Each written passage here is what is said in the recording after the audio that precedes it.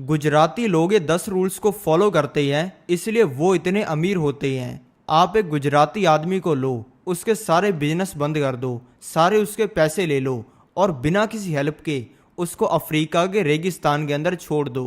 सिर्फ 1 महीने में आप देखोगे कि वो करोड़ों कमाने लग गया है।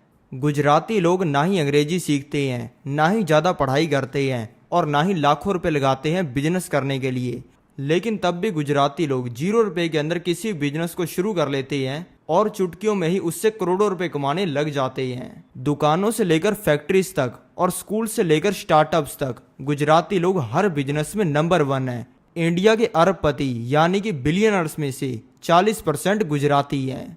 इंडिया के 50% बिजनेस गुजराती करते हैं। 25% लैम्बोर्गिनियां और 30% रोल्स रॉयस गुजराती खरीदते हैं। इस वीडियो में मैं आपको बताने वाला हूं 10 ऐसे रूल्स को जो कि है गुजराती लोगों की सक्सेस का राज।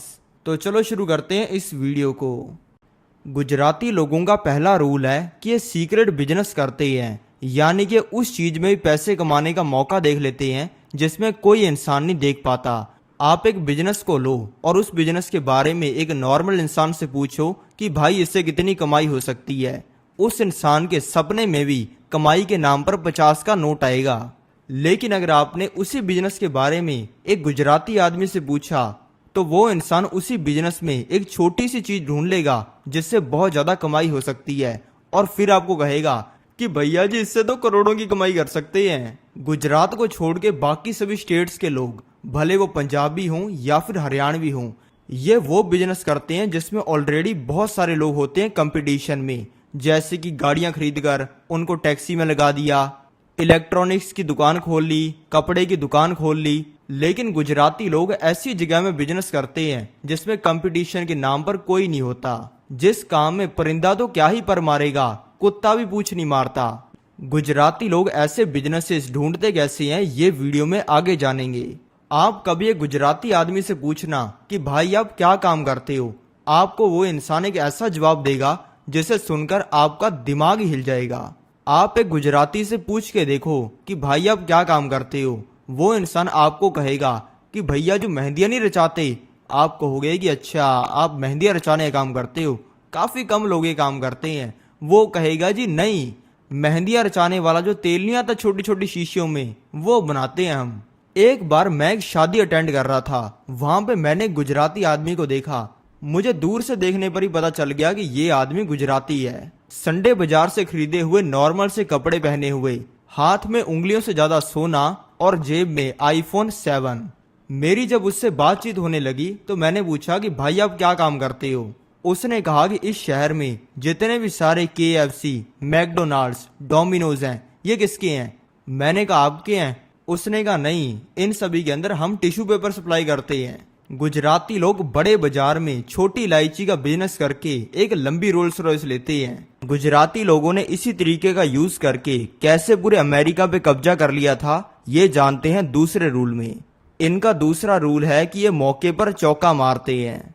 गुजरात में एक छोटी सी कम्युनिटी है पटेल। ये 1970 से पहले गुजरात में ही रहते थे, लेकिन फिर इन्होंने सोचा कि भारत देश में पैसा कमाने की ज्यादा अपॉर्चुनिटीज नहीं है तो युगांडा कंट्री चलते हैं। सभी लोगों ने इनको बोला कि वहां पर झिंगा लाला हु करने वाले रहते हैं, तुम्हारा बीमा भी नहीं है और वो मार मार के तुम्हारा कीमा बना देंगे। लेकिन तब ये बिना किसी से डरे युगांडा कंट्री चले गए। लेकिन युगांडा कंट्री में आना इनका प्लान फेल गया, क्योंकि इनके युगांडा में जाते ही युगांडा पर वियतनाम ने हमला कर दिया और वियतनाम वॉर शुरू हो गई। अब गुजराती आदमी है, इनको AK-47 चलाने से ज्यादा मजा AK-47 बेचने में आता है। फिर इन्होंने कहा युगांडा कराई ऐसी तैसी, अपने चलते हैं अमेरिका। फिर ये आ गए फ्लाइट से अमेरिका। लेकिन वहां जाने के बाद इनकी हालत और ज्यादा खराब हो गई। तब इनके पास में ना घर बचा ना करने के लिए कोई काम। तब अमेरिका में सारी नौकरियों पर तो कब्जा कर रखा था बाकी कंट्रीज के लोगों ने।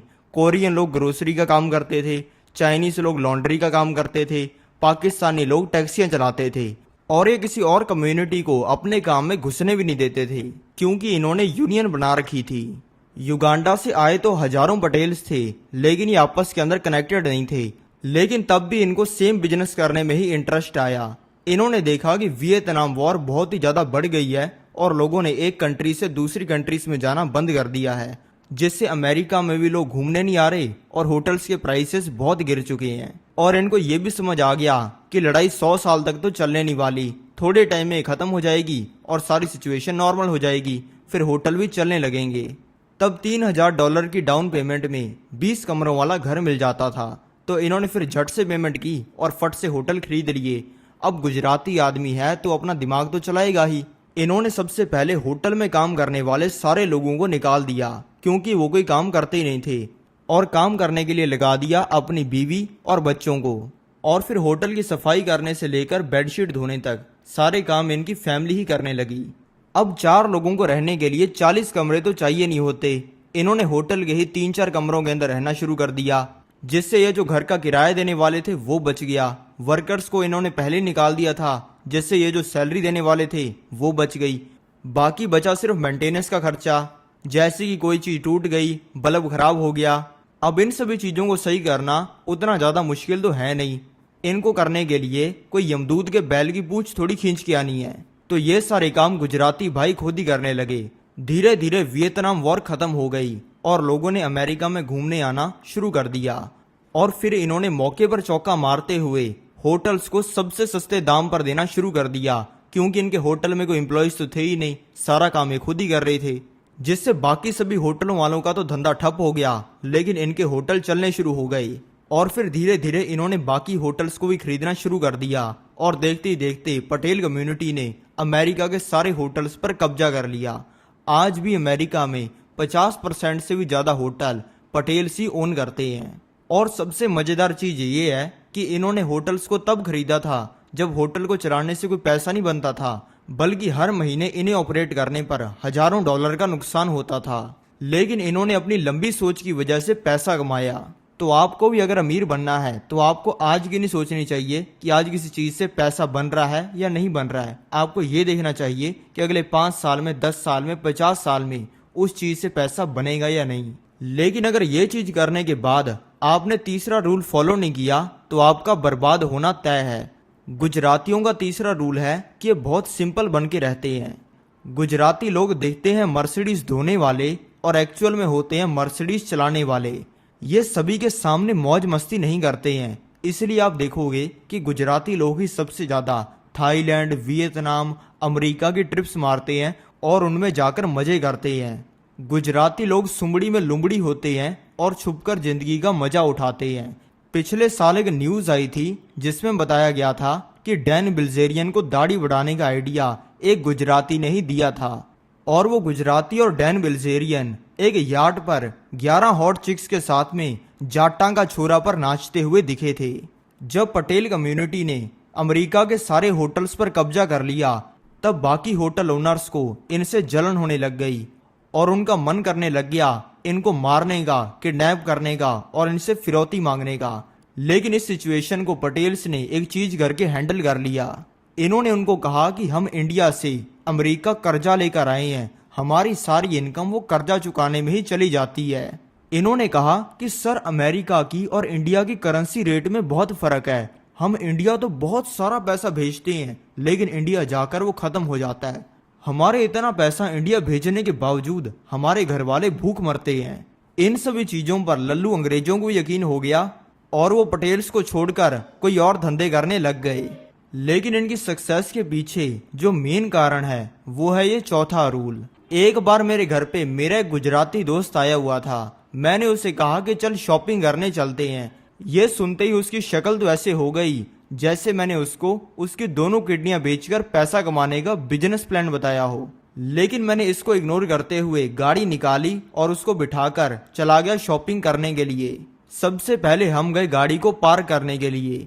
जाते सिक्योरिटी वालों ने हमें कहा कि सर 300 रुपए लगेंगे अंडरग्राउंड पार्किंग के लिए। मेरे गुजराती दोस्त ने उन्हें कहा कि क्या 4-5 मुस्टंडे लगाओगे हमारी गाड़ी की सिक्योरिटी करने के लिए?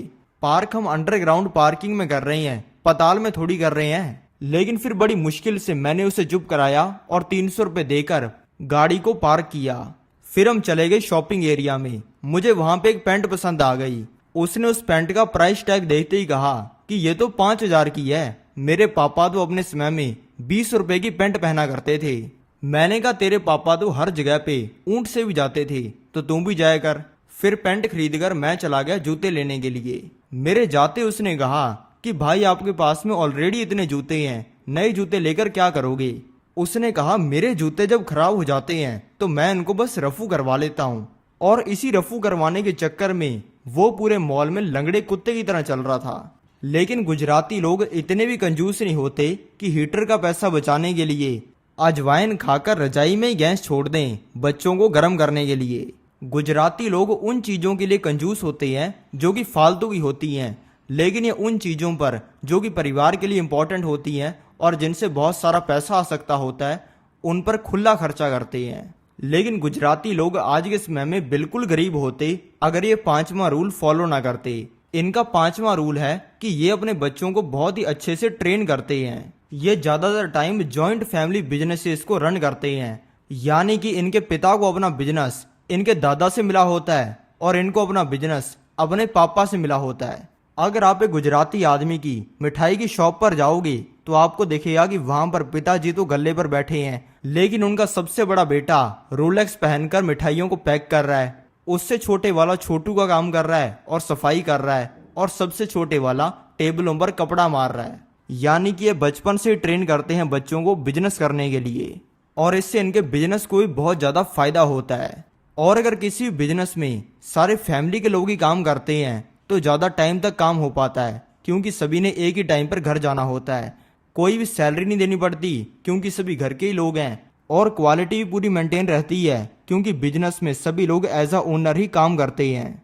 और ये अपने बच्चों को बचपन से ही करोड़पति बनने के लिए वो लेसन सिखाते हैं जो कि सबसे ज्यादा जरूरी होते हैं। हर महीने जब गुजराती अपने गले से निकालकर पैसा अपने घर पे लेके आते हैं तब इनके बच्चे इनसे पैसे मांगने लग जाते हैं।